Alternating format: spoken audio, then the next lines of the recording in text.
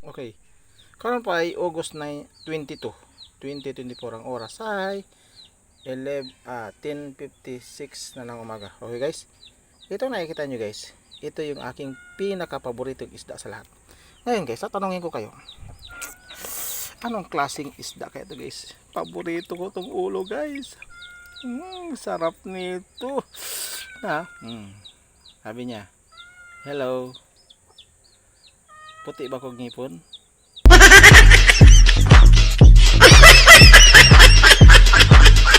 Ano bang tawag nito sa inyo guys? Itong klaseng isda to. Yeah, napakasarap nito. Ming, mukha ang kag isda ini Ming. Ato Ming, lami na Ming, kan aming, kanta.